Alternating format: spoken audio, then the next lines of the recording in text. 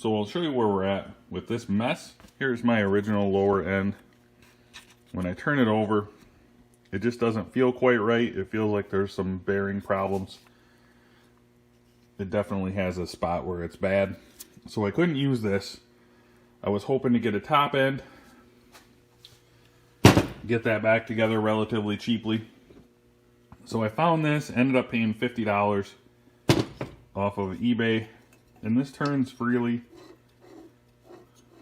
This is a good lower end. And then I ordered from Little Red Barn off of eBay. I ordered a complete top end kit, and when I got it out, it's different. Everything is different on this than mine.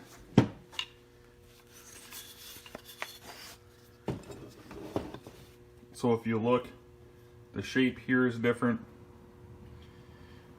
So where the cylinder fits down, that is going to be different. Where the carburetor bolts on is different. The carburetor itself is different. And the wrist pin bearing, that's a different diameter on the new one than the old one. Just everything is different. Nothing will work. So I've already contacted them. I'm going to send this back. This bottom end was a no return part, so I got to eat that. It's 50 bucks. Not real happy about that, but oh well. My only options are to junk this new blower or to see what I can order from Husqvarna direct. And they had a repair kit. It was kind of vague. There was a whole bunch of stuff circled in the motor of what's in it. And I wasn't sure what I was going to get. It was really expensive. It was over $200. And I went ahead and ordered it just for this video. And I thought, I want to finish what I started. I want to put it back together. And this is what came. Just showed up today. So this is what we got. This is their repair kit. It's a completely new assembled motor. So we're just going to go ahead and put this in. Mail this kit back. Probably still better off buying a whole new backpack blower, but it is what it is. We're just going to throw this together then and fire it up. So the first thing I did was put the 6 Allen head screws in that hold the motor to the plastic here. I'm going to flip it over now. And now I'm going to put the fan on, and then we can put this back together and get it mounted. I just tightened up the 4 screws holding the fan on with this T25. You can hold the fan, it's big enough, and hold it still when you're tightening them. Next thing we got to do, we're going to get this up here. We are going to put the cover together. Now the important thing when we do this, we have to get that attachment here on correctly. So I'm going to have to set the camera down. We're just going to pop it in so it can swivel and then get the bolt started and we should be good. I got the 2 bolts holding the exit tube tightened down, and then I went around and got all of the screws holding the plastic together in. Now we just have to pop this piece in. Okay, we got that. Now we're going to go ahead and set this up kind of in place here, how it's going to go. It's a little tricky. I'm going to get these 3 screws in right here, holding that onto the rubber isolator. And then I'll start working on the other side. It's not quite on yet. Okay, the 2 lower mounts go in pretty easy. You just got to have it set in fairly straight how you want it.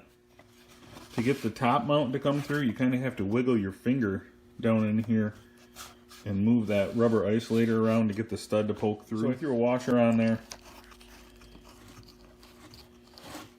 We're going to tighten that up.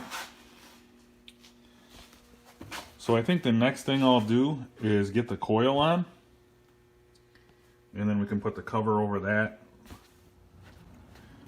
So I got the coil on. I made sure I air gapped it, forgot to video that. Got the cover on over it, and the wire for the coil ran up here. I'm missing the end. I do need to find the end where it hooks on the spark plug. I'm missing something there. I'm going to go ahead and put the gas tank back on next. The gas tank just takes these from the bottom I don't know if I can get you up under there. Probably too dark. But there's some threaded inserts into the gas tank itself. So we'll go ahead and get those tightened up.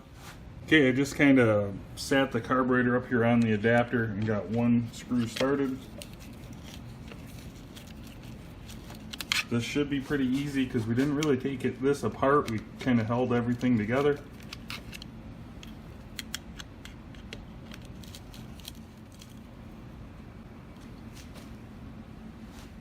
So now we're going to reuse this exhaust gasket.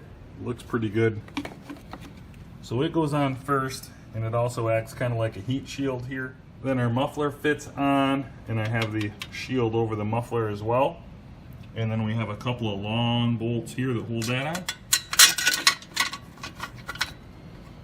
Gonna get the other bolt started up here. Got the air filter thrown in. It looks a little dirty. I'm gonna probably get a new one next time I make it into town. And then we'll throw the foam on over it. And then slap the cover on.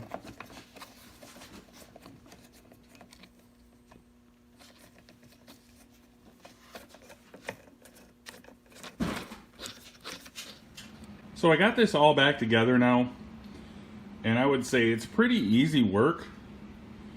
But the way it's set up right now, if you have a 2021 or newer, the parts are pretty expensive and you have to get the whole engine. Whereas, I mean, most people would probably just need a top end kit. Like if you have the older than 2021 model, you can get just the parts you need. You don't have to buy a whole kit. And it's much more reasonable, a much better cost effective for rebuilding it. So chances are, if you have something that is 2021 or newer, as of right now in 2023, you're not going to want to rebuild it because all you can get is the entire kit. And you're going to spend almost as much as the blower. I mean, I think it was $229 for a whole new engine. But yeah, we were able to save a little bit of money maybe over buying a whole new one. But it's really a wash. Pre-2021, go ahead and fix it. Much more cost effective. Now we'll go ahead and start it for you just to show you that it does run now.